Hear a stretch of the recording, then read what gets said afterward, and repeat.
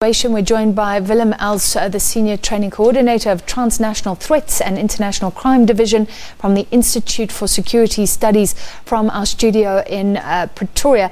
Mr. Els, do you agree with the analysis we've received that this may be the first big attack in Mozambique, but Al-Shabaab itself had a presence in the country and is expanding across southern Africa?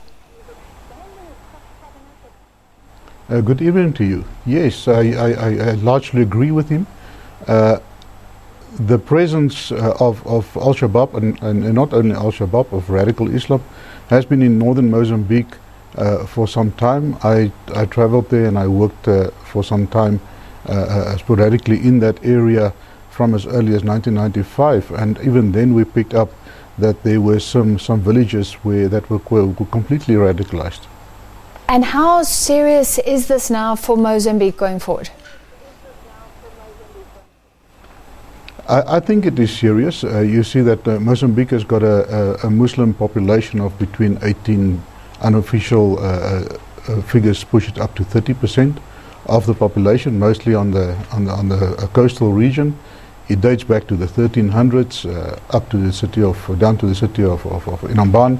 So they've been there, they've been integrated in the community, and your problem that the government of Mozambique is facing now is the trend that we see of radicalization of certain factions in that area.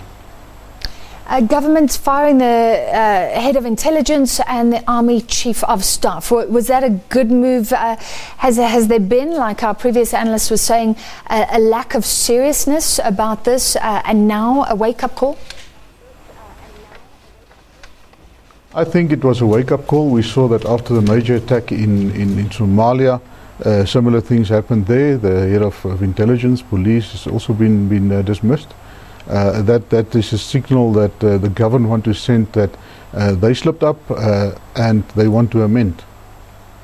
What do you think about South Africa now? I mean, this is getting closer to us. We hear of Al-Shabaab operating here as well, although no attacks.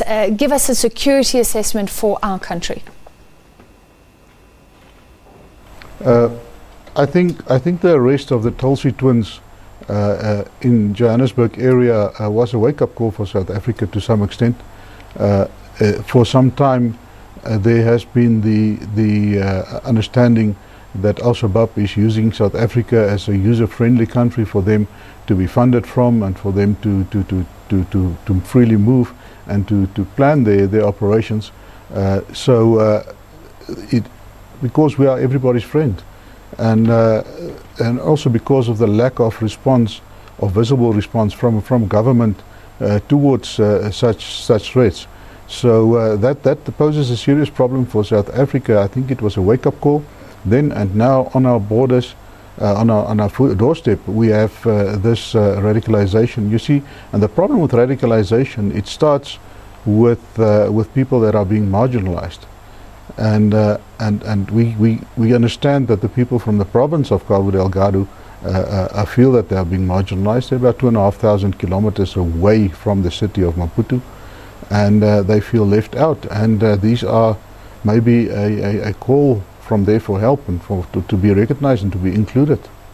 So the fear was people speaking Swahili, I think Isaac was saying, coming from Somalia as well. But you're talking about recruiting amongst locals, and that could become rife. Is that what you're saying?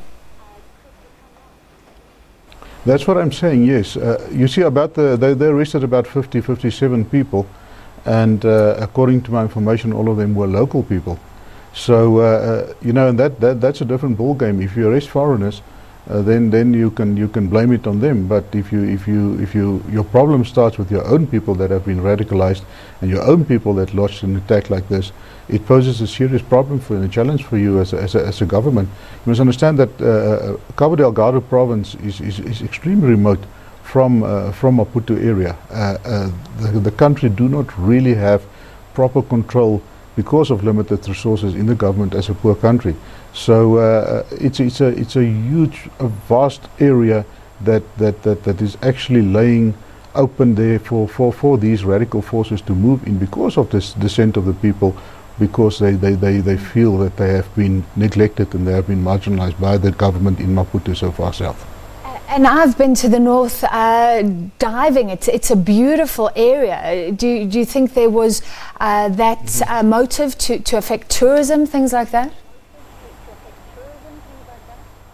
Yeah, what happened there? You see, in the past, it was not a big problem. Then they discovered a lot of natural resources in that area, gas and oil offshore, as well as some other minerals.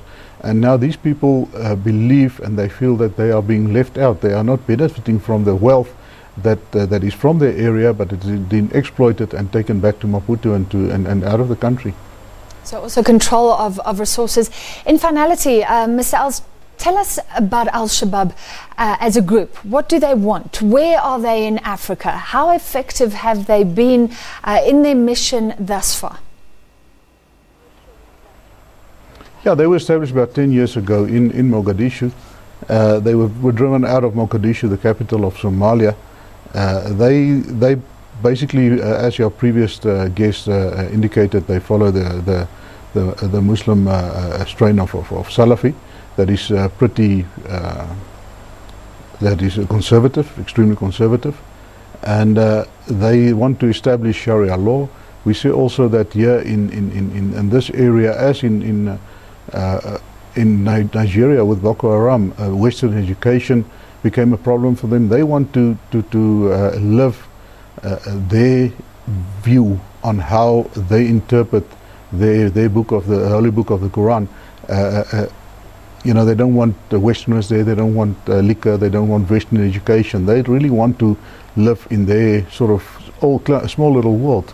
And everything that's a threat to that, they want to fight. And that is posing a real problem because the resources of the government of Mozambique is not adequate to really counter that effectively. All right, thank you very much, Willem Els from the Institute for Security Studies. So after a first major attack seemingly by Al-Shabaab in Mozambique, 16 people killed. We heard today that the chief of the army, the head of intelligence as well in Mozambique, fired. And of course this is crucial for our own intelligence operations here in South Africa as well, according to both analysts. Al-Shabaab moving closer and definitely operating here, even though no attacks at all in this country.